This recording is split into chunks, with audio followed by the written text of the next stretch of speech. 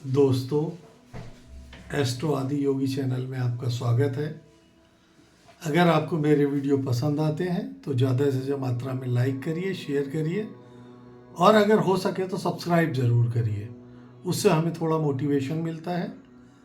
आज मैं किसी ज्योतिषीय विषय पे बातचीत करने नहीं जा रहा हूँ। मेरे एक मित्र ने पूछा था कि साधु और संत में क्या अंतर होता है। मैं इस विषय का कोई बहुत ज्ञानी तो नहीं हूँ, न मैं ये क्लेम करता हूँ कि मेरा आध्यात्म में बहुत अधिक ज्ञान है, लेकिन थोड़ा बहुत जो भी मैंने ज्ञान प्राप्त किया है अपनी तुच्छ बुद्धि अनुसार मैं उस प्रश्न का उत्तर देने की कोशिश कर रहा हूँ। आपने ये देखा होगा कि प्रवचनों में लाखों की भीड़ होती है, लाखों लोग सुनने आते हैं। मैं पार्टिकुलरली प्रवचन की बात कर रहा हूँ जिसमें ईश्वर प्राप्ति की चर्चा की बात की जाती है, ईश्वर की ओर चलने की बात की जाती है। मैं कथाओं की बात नहीं कर रहा हूँ, मैं कथावाचकों की बात नहीं कर रहा हूँ। उसमें लाखों की भीड़ होती है जो ईश्वर को प्राप्त करना चाहते हैं या ईश्वर की राह पे चलना चाहते हैं। तो इस हिसाब से हमारी दुनिया तो बहुत सुंदर होनी चाहिए थी। जब लाखों लोग इतने प्रेम से भरे हुए हैं, वो ईश्वर को प्राप्त करना चाहते हैं, ईश्वर की राह पे चलना चाहते हैं, तो हमारी दुनिया तो बहुत सुंदर होनी चाहिए थी। लेकिन जब हम अपने जीवन में आसपास निगाह डालते हैं तो हमें उतनी सुंदर अपनी दुनिया दिखाई नहीं देती। छल कपट, सब धोखाधड़ी, मारपीट, कत्लो गारत चारों तरफ दिखाई देता है। और वो लोग जो सालों से प्रवचन सुन रहे हैं तो उनके जीवन में भी कोई क्रांति घटित होनी चाहिए, उनके जीवन में भी बदलाव आना चाहिए। तो मैंने अक्सर ये देखा है कि वो प्रवचन सुनते समय तो जो भी उन्हें शांति मिलती होगी वो मिलती ही होगी, नेचुरली एंजॉय करते होंगे, तभी इतने लोगों की भीड़ होती है। लेकिन अगर आप उनके जीवन को ध्यान से देखें तो उनके जीवन में काम, क्रोध, लोभ, मोह, ईर्ष्या सब वैसा का वैसा ही है। तो इतने साल प्रवचन सुनने का लाभ क्या हुआ? मुझे तो कोई लाभ नजर नहीं आता।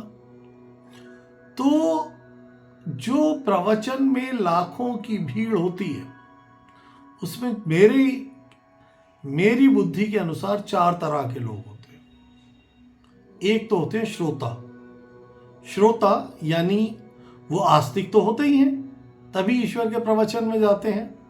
वो श्रोता होते हैं, वो ईश्वर के प्रवचन में जाते हैं और उतनी देर उनको आनंद आता है और घर लौटने के बाद उनकी वही सांसारिक व्यवस्था फिर शुरू हो जाती है।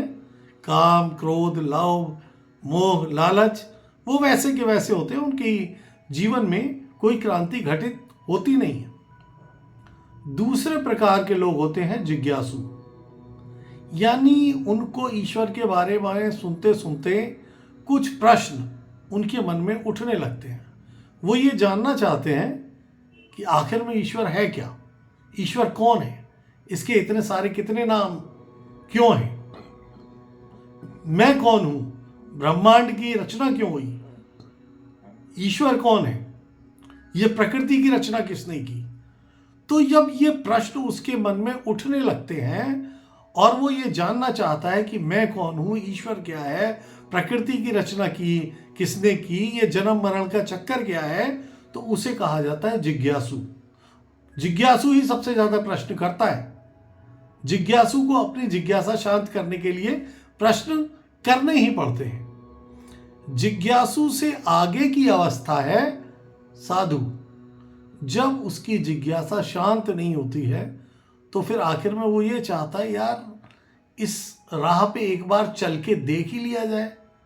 तब वो जब ईश्वर की राह पे चलना शुरू कर देता है, ईश्वर प्राप्ति के लिए प्रयत्न शुरू कर देता है, कोई अच्छा सा गुरु बना लेता है, साधना करने लगता है, तो वो कहलाता है साधु। साधक और साधु एक ही बात है, यानी वो ईश्वर की राह पे चल पड़ा, लेकिन अबे ईश्वरी ज्ञान नहीं हुआ है उसे, उसको अपना ज्ञान कोई नहीं है। अगर वो कोई भी बात कर रहा है तो वो बस यहाँ कहीं वहाँ पड़ी हुई है, और संत वो होता है जो ईश्वर के पास पहुंच गया, यानी उसने आत्म साक्षात्कार कर लिया या ईश्वर की प्राप्ति कर ली, वही संत है। मैंने अपनी तुच्छ बुद्धि के अनुसार इन चारों शब्दों की अर्थ ढूंढने की कोशिश कर रही है। मैं भोलेनाथ